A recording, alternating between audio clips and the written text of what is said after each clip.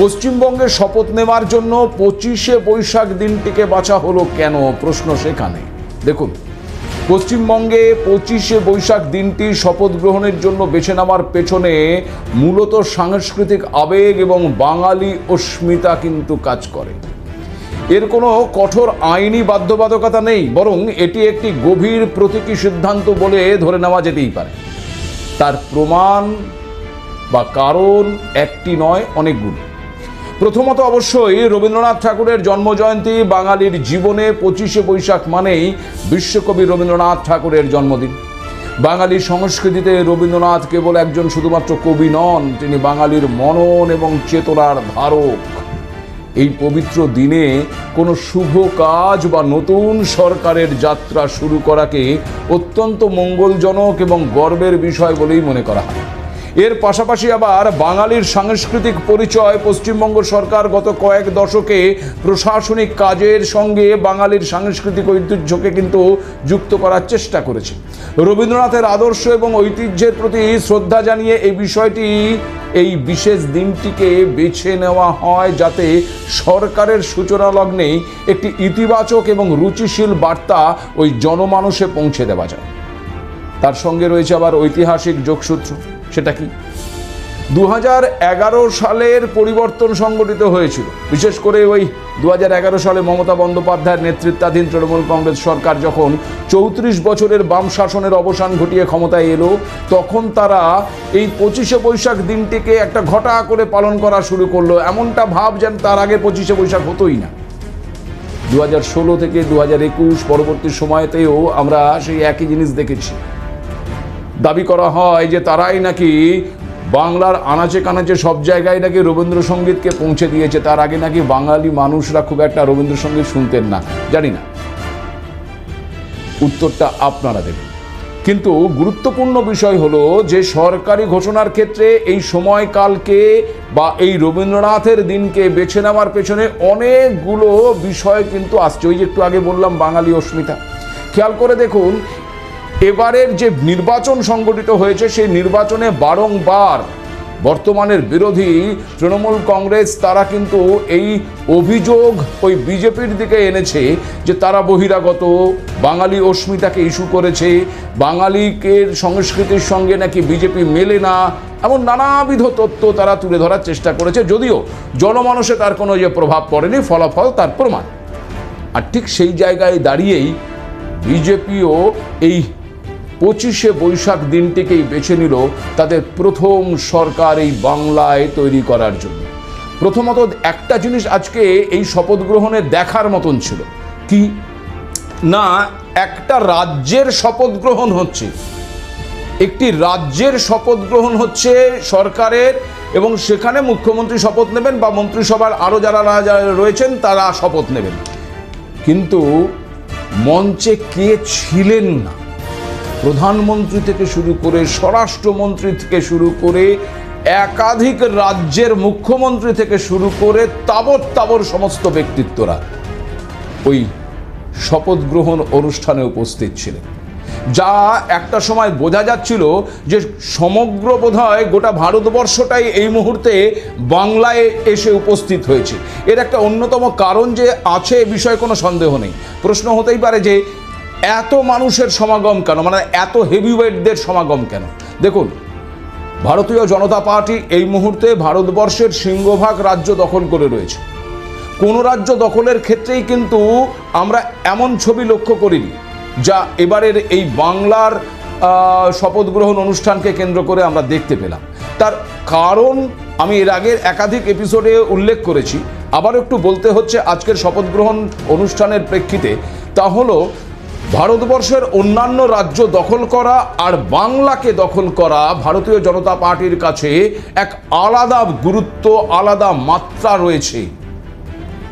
তার কারণ গোবলয়ে বিজেপি আগেও শক্তিশালী ছিল, এখনও শক্তিশালী রয়েছে। পূর্বপ্রান্তে তাদের কিন্তু শক্তিটা সেভাবে ছিল না, বিশেষ করে পশ্চিমবঙ্গে। একটা সময় এই পশ্চিমবঙ্গে চতুর্থ দল হিসেবে তারা পরিগণিত হতো। সেই চতুর্থ দলটি আজকে শাসক দলে পরিণত হয়েছে এবং এর আগে 2021-এর নির্বাচনেও কিন্তু তারা বাংলা দখলের জন্য লাফিয়েছিল, কিন্তু সেই লড়াইতে তারা কিন্তু সফলতা লাভ করতে পারেনি। ফলে বহু কাঙ্ক্ষিত লড়াইয়ে বাংলা যে দখল বিজেপির দ্বারা সফল হয়েছে, তার যে একটা জয়ের ব্যাপ্তি, জয়ের যে গুরুত্ব, সেই গুরুত্বই কিন্তু আজকে বোঝা যাচ্ছিল ওই মঞ্চে উপবিষ্ট থাকা তাবর তাবর ব্যক্তিত্বদের দিকে। জনগণের সঙ্গে সংযোগ স্থাপনের ক্ষেত্রেও কিন্তু এই 25শে বৈশাখ অত্যন্ত গুরুত্বপূর্ণ। খেয়াল করে দেখুন, বাঙালির ক্ষেত্রে যে বাংলা ক্যালেন্ডার থাকে, সেই ক্যালেন্ডারে আমরা যা দেখি তাতে কিন্তু মাত্র দুটো তারিখ বাঙালির জীবনে অত্যন্ত গুরুত্বপূর্ণ। এক হচ্ছে পয়লা বৈশাখ, আর দ্বিতীয়টি হলো এই 25শে বৈশাখ। তারপরে বাকি যা থাকে মূলত ওই একাদশী আর অমাবস্যা দেখার জন্যই লেগে যায়। অন্যান্য তারিখগুলো সব ওই ইংরেজি ক্যালেন্ডার থেকেই আমরা কিন্তু ফলো করি। সেই অর্থে বাঙালি মানেই 25শে বৈশাখ, তার একটা গুরুত্ব অপরিসীম। এই দিনে শপথ গ্রহণ অনুষ্ঠান করলে সাধারণ মানুষের অনেক কাছে চলে যাওয়া যেতে পারে। সাধারণ মানুষ এই দিনটি এমনিতেই উদ্দীপনার মধ্যে থাকে, উদযাপনের মধ্যে থাকে। খুব স্বাভাবিকভাবে সেই দিনটিতেই যদি বাংলার নতুন সরকার শপথ গ্রহণ করে, মানুষের সমর্থন এবং ভালোবাসাকে আরও সুসংহত করার একটা প্রচেষ্টা কিন্তু লক্ষ্য করা যায়। সবশেষে বলা যেতেই পারে যে এই 25শে বৈশাখ দিনটি বেছে নেওয়ার মূল উদ্দেশ্য হলো ওই কবিগুরু রবীন্দ্রনাথ ঠাকুরের আদর্শকে পাথেয় করে পথ চলা শুরু করা এবং বাঙালির হৃদয়ে সরকার সম্পর্কে একটা স্থায়ী এবং শ্রদ্ধাশীল জায়গা তৈরি করা। বাংলা জয়ের পর শপথ গ্রহণের জন্য ব্রিগেড তবে কেন বেছে নেওয়া হলো, এর উত্তর কিছুটা আমি এর আগে আপনাদেরকে দিয়ে এসেছি। তার কারণ বাংলা কতটা এই বিজেপির কাছে গুরুত্বপূর্ণ ছিল তা ওই মঞ্চে উপবিষ্ট প্রধানদের দেখলেই বোঝা যায়।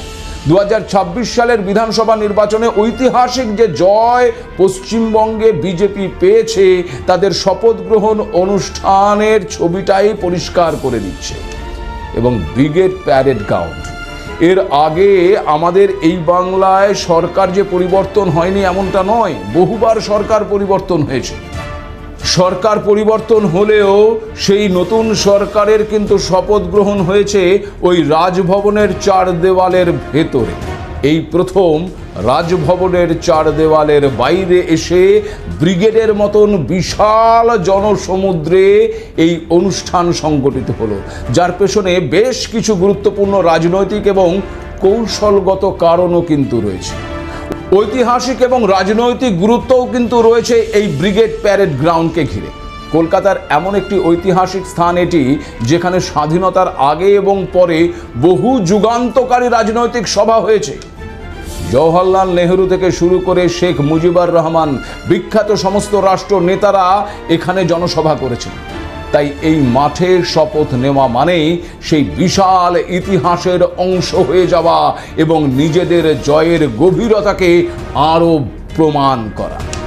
জনগণের স্বতঃস্ফূর্ত যে অংশগ্রহণ আজকে লক্ষ্য করা গেছে তা ছিল অভূতপূর্ব।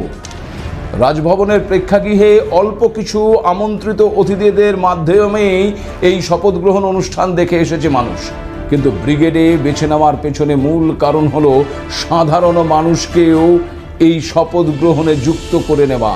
কয়েক লক্ষ মানুষের উপস্থিতিতে শপথ নিয়ে সরকার এই বার্তাটাই কিন্তু দিতে চাইল যে এটা জনগণের সরকার এবং তাদের এই জয় মানুষের স্বতঃস্ফূর্ত সমর্থনের ফল। আর সেই সঙ্গে রয়েছে শক্তি প্রদর্শন। ব্রিগেড হলো বাংলার রাজনীতির মানদণ্ড। কোন দল কতটা শক্তিশালী তা বোঝা যায় ব্রিগেডে কত লোক জড়ো হলো তার উপর ভিত্তি করে। শপথ গ্রহণের দিনে এই বিশাল মানুষের জমায়েতের মাধ্যমে নতুন সরকার তাদের রাজনৈতিক শক্তিটা এবং জনভিত্তিটাও কিন্তু একেবারে জাতীয় স্তরে পর্যন্ত প্রদর্শন করল। আর রইল পরিবর্তনের প্রতীক হয়ে। দীর্ঘ 15 বছর ওই তৃণমূল কংগ্রেসের শাসনের পর এটি ছিল বাংলার প্রথম বিজেপি সরকারের শপথ গ্রহণ অনুষ্ঠান। এই বিশাল পরিবর্তনকে উদযাপন করতে এবং গতানুগতিক প্রথা ভেঙে নতুন শুরুর ইঙ্গিত দিতেই রাজভবনের বদলে এই উন্মুক্ত ময়দানকে বেছে নেওয়ার সিদ্ধান্ত। বাংলায় বিজেপির প্রথম সরকারের যে মন্ত্রিসভা এখনো পর্যন্ত পাওয়া গেছে, তাতেও কিন্তু এক গভীর বার্তা দেওয়া হয়েছে। কি সেই বার্তা? মন্ত্রিসভায় মিক্স অ্যান্ড ম্যাচ কি বাংলাকে নতুন দিশা দেখাবে? আর সব থেকে গুরুত্বপূর্ণ প্রশ্ন হলো, বাংলার নবম মুখ্যমন্ত্রী হিসেবে শপথ নিয়েছেন শুভেন্দু অধিকারী। তার দীর্ঘ যে রাজনৈতিক লড়াই, সেই রাজনৈতিক লড়াইয়ের একটা বৃত্ত কিন্তু সম্পন্ন হয়ে গেছে আজকে। কিন্তু আগামীতে মুখ্যমন্ত্রী শুভেন্দু অধিকারীর টার্গেট কি কি হতে পারে, সেই লড়াই কতটা কঠিন হতে পারে। বিজেপির প্রথম মন্ত্রিসভায় মিক্স অ্যান্ড ম্যাচ একটা কিন্তু বিষয় লক্ষ্য করা গেছে। আপনারাও নিশ্চয়ই সেটা খেয়াল করেছেন। 2026 সালে বাংলায় গঠিত বিজেপির প্রথম মন্ত্রিসভায় এই মিক্স অ্যান্ড ম্যাচ ফর্মুলাটি ব্যবহার করা হয়েছে অত্যন্ত সুপরিকল্পিতভাবে। প্রশ্ন হচ্ছে, কি এই মিক্স অ্যান্ড ম্যাচ? তাই তো, মূলত সামাজিক সমীকরণ এবং ভৌগোলিক ভারসাম্য, তার সঙ্গে অভিজ্ঞতা এবং নতুনত্বের সমন্বয় ঘটিয়ে এই মন্ত্রিসভাটি কিন্তু সাজানো হচ্ছে। আঞ্চলিক ভারসাম্য রয়েছে, আর রয়েছে পুরনো বনাম নতুন, সেই সঙ্গে আবার রয়েছে জাতপাত এবং সম্প্রদায়ের একটা সমীকরণ, পেশাদারিত্ব এবং দক্ষতার সমীকরণ, নারী শক্তির সমীকরণ। পুরো পশ্চিমবঙ্গকে প্রতিনিধিত্ব দিতে উত্তরবঙ্গ থেকে জঙ্গলমহল সব জায়গাকেই কিন্তু গুরুত্ব দেওয়া হয়েছে মন্ত্রিসভায়। উত্তরবঙ্গ, কোচবিহার, জলপাইগুড়ি এবং আলিপুরদুয়ার থেকে হেভিওয়েট নেতাদের পূর্ণ মন্ত্রী করা হয়েছে। কারণ আপনারা জানেন যে উত্তরবঙ্গ বিজেপির একটা বড় শক্তির জায়গা। পাশাপাশি আবার দক্ষিণবঙ্গ এবং জঙ্গলমহল, যেমন পুরুলিয়া এবং বাঁকুড়া এবং মেদিনীপুর, আদিবাসী এবং ওবিসি নেতাদেরও কিন্তু এই মন্ত্রিসভায় স্থান দিয়ে এই অঞ্চলের মানুষের কাছেও কিন্তু আস্থা বজায় রাখার চেষ্টা করা হয়েছে। উল্লেখযোগ্য যে নামগুলো রয়েছে তার মধ্যে দিলীপ ঘোষ। শুভেন্দু অধিকারীর পরেই মন্ত্রী হিসেবে শপথ নিয়েছেন দিলীপ ঘোষ। সেই দিলীপ ঘোষ, যিনি বঙ্গ বিজেপির নতুন উত্থানের এক অন্যতম কাণ্ডারি বলেই কিন্তু পরিচিত। আরএসএস এর প্রচারক থেকে বিজেপির রাজ্য সভাপতি, এমন গ্রাফ হঠাৎ করে থেমে গিয়েছিল এক প্রকার। কিন্তু আবার সেই দিলীপ ঘোষকে নিয়ে আসা, তার পুরনো জায়গায় তাকে প্রার্থী করা এবং সেখান থেকে তার জিতে আসা এবং নতুন সরকারের মন্ত্রী হওয়া, দিলীপ ঘোষের এই অবস্থানটি পাওয়া অত্যন্ত প্রয়োজনীয় ছিল বলেই কিন্তু মনে করা হচ্ছে। কারণ খেয়াল করে দেখুন, যে বিজেপি একেবারে কর্নার অবস্থায় ছিল, সেই বিজেপিকে এই দিলীপ ঘোষ রাজ্য সভাপতি হওয়ার পরেই কিন্তু একেবারে ফ্রন্ট ফুটে নিয়ে আসে। 2019 লোকসভা নির্বাচনে 18টি আসন, 2021 77টি আসন নিয়ে প্রধান বিরোধী দল বিধানসভায় এই দিলীপ ঘোষের নেতৃত্বেই কিন্তু সংগঠিত হয়েছিল। বলা যেতেই পারে সেই যে লড়াই শুরু হয়েছিল, সেই লড়াই পূর্ণতা পেল 2026 এসে। ফলে খুব স্বাভাবিকভাবেই দিলীপ ঘোষের এই স্থান পাওয়াটা তার অধিকারের মধ্যেই পড়ে হয়। পরের নামটি হলো অগ্নিমিত্রা পাল। বাংলার প্রথম মহিলা মুখ্যমন্ত্রী ছিলেন ওই মমতা বন্দ্যোপাধ্যায়। তার দিন শেষ। নতুন মন্ত্রিসভায় কোনো মহিলা মুখ থাকবে কি থাকবে না তা নিয়ে কিন্তু প্রশ্ন উঠছিল। তবে শপথ গ্রহণ অনুষ্ঠানে স্পষ্ট হয়ে গেল মহিলা মন্ত্রীর নাম। শুভেন্দু অধিকারী এবং দিলীপ ঘোষের পরে তৃতীয় নামটি হলো অগ্নিমিত্রা পাল, আসানসোল দক্ষিণের বিধায়িকা তিনি। এর পরের নামটি হলো ক্ষুদিরাম টুডু। প্রথম দিনে যে কজন মন্ত্রী শপথ নিলেন তাদের মধ্যে অন্যতম এই ক্ষুদিরাম টুডু। রাজ্য রাজনীতিতে খুব পরিচিত মুখ নয়, দাপুটে নেতাও নয়। দিলীপ অগ্নিমিত্রার পরেই কিন্তু তার নাম ঘোষণা হয় এবং গোটা দেশের তাবর নেতাদের সামনে শপথ নিয়েছেন ওই আদিবাসী নেতা, আর শপথ নিয়েছেন একেবারে অলচিকি ভাষায়। জঙ্গলমহলের প্রতিনিধি এবং রানীবাঁধের বিধায়ককে পূর্ণমন্ত্রী করেছে কিন্তু বিজেপি। ক্ষুদিরামের শপথ যে কতটা তাৎপর্যপূর্ণ তা বলার অপেক্ষা রাখে না। এর পরের নামটি অবশ্যই অশোক কীর্তনিয়া। মন্ত্রিসভায় চমকের পর চমক লক্ষ্য করা গেছে। রানীবাঁধের পর বনগাঁ উত্তর। মন্ত্রী হচ্ছেন কে না অশোক কীর্তনিয়া। বার্তা কাদের? মতুয়া সম্প্রদায়ের। তার বিরুদ্ধে নাগরিকত্বের বৈধতা নিয়ে প্রশ্ন তুলেছিল তৃণমূল। এবার সেই অশোকই শপথ নিলেন মন্ত্রী হিসেবে। এর পেছনেও বিজেপির বিশেষ বিবেচনা বা কৌশল রয়েছে বলেই কিন্তু মনে করছে বিশ্লেষকরা। আর তারপরের নামটি এলো নিশীথ প্রামাণিকের। শুভেন্দু অধিকারীর মতো নিশীথ তৃণমূল থেকে আসা বিজেপি নেতা, তবে উত্থান উল্কার গতিতে। উত্তরের যে গড় ধরে রাখতে নিশীথের ওপরেই ভরসা করেছে ওই বিজেপি, তা কিন্তু বোঝা যায়। আর সেই ভরসাও কিন্তু রেখেছেন তিনি। তাই উত্তরের প্রতিনিধি হিসেবে নিশীথকে মন্ত্রিত্ব দেওয়া হলো। বিশ্লেষকরা আরও বলছেন যে এক্ষেত্রে মর্যাদা দেওয়া হলো রাজবংশী সমাজকেও। রাজবংশী সমাজের মধ্যে নিশীথের জনপ্রিয়তা বিজেপির শক্তি বাড়াতে অনেকটা সাহায্য করেছে বলেই মনে করা হচ্ছে। এর আগেও অমিত শাহের ডেপুটি হিসেবে কেন্দ্রীয় মন্ত্রিসভায় জায়গা পেয়েছিলেন তিনি। আর এবার একেবারে রাজ্যের মন্ত্রী হলেন নিশীথ। মন্ত্রিসভায় একটি বড় অংশ জুড়ে রাখা হয়েছে পিছিয়ে পড়া শ্রেণীর প্রতিনিধিদের, যারা বিজেপির ওই সবকা সাথ সবকা বিকাশ নীতির প্রতিফলন।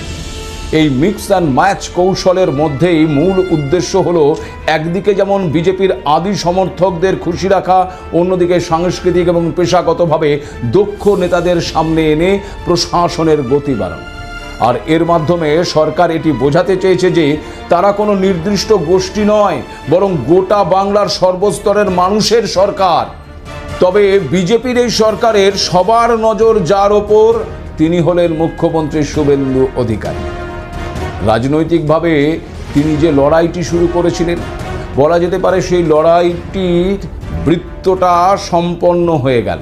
ভোটের লড়াইয়ে তিনি জয় পেয়েছেন, জয় এনে দিয়েছেন, এবং একটি জায়গা থেকে নয়, দুটি জায়গা থেকে মমতা বন্দ্যোপাধ্যায়কে হারিয়েছেন। একবার নন্দীগ্রাম থেকে হারিয়েছেন, এবার ভবানীপুর থেকে হারিয়েছেন, আর এবার আবার নন্দীগ্রাম থেকে তিনি জিতেছেন। শুধু তাই নয়, তার নেতৃত্বে আরও যারা ছিলেন তারা অনেকেই কিন্তু জয়লাভ করেছেন।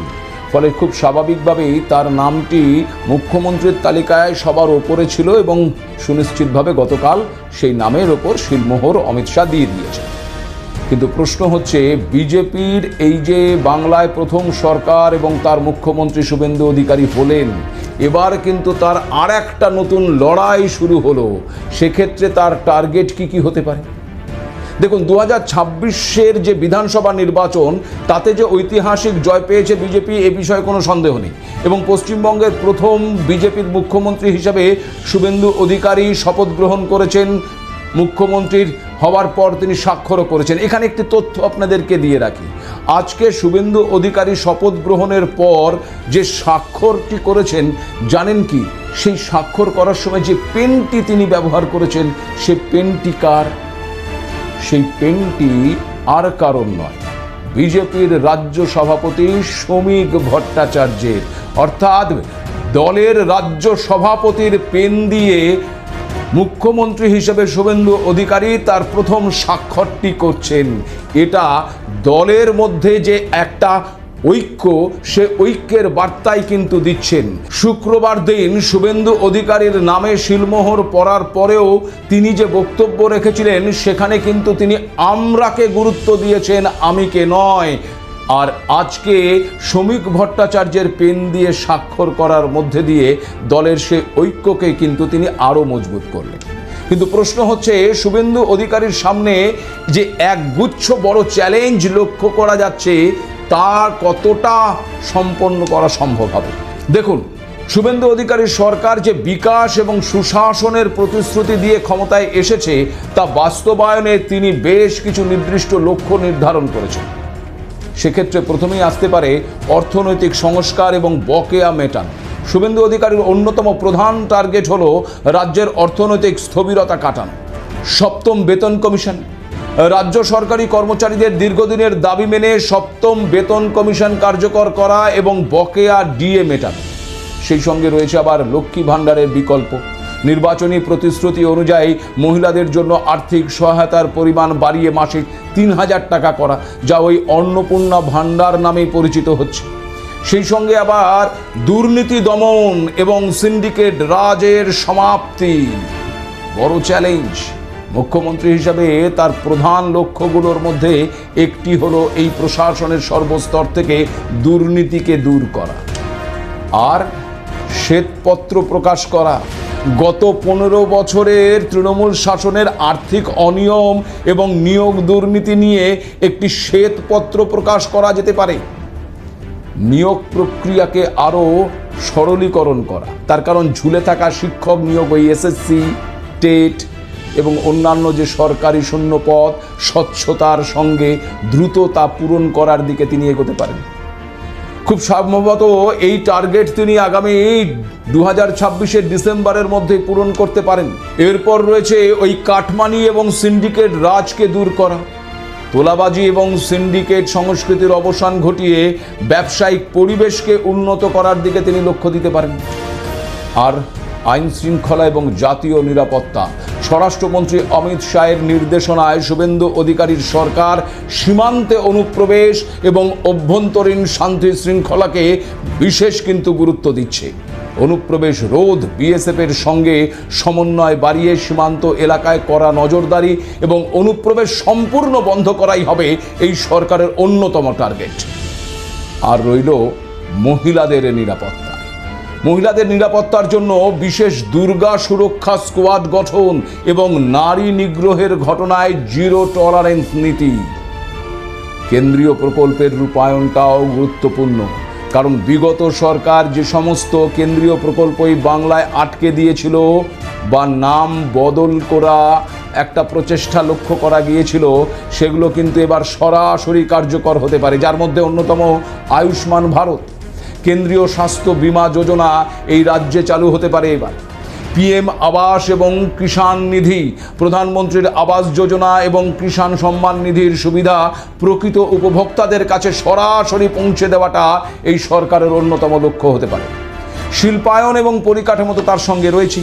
বন্ধ চটকল, চা বাগান, উত্তরবঙ্গের যে সমস্ত চা বাগানগুলো বন্ধ রয়েছে, দক্ষিণবঙ্গের রুগ্ন যে চটকলগুলো রয়েছে তাকে পুনরুজ্জীবনের বিশেষ প্যাকেজ এবং সেখান থেকে নতুন বিনিয়োগ আনার প্রচেষ্টা করা যেতে পারে।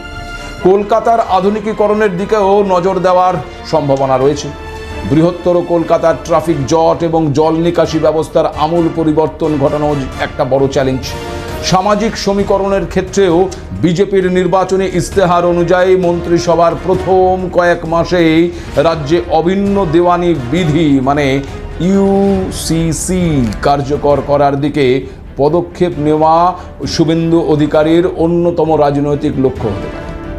স্বাভাবিকভাবেই সব মিলিয়ে শুভেন্দু অধিকারী তার ভাষণে বারবার একটা কথা বলেছেন, বয় আউট ভরসা ইন।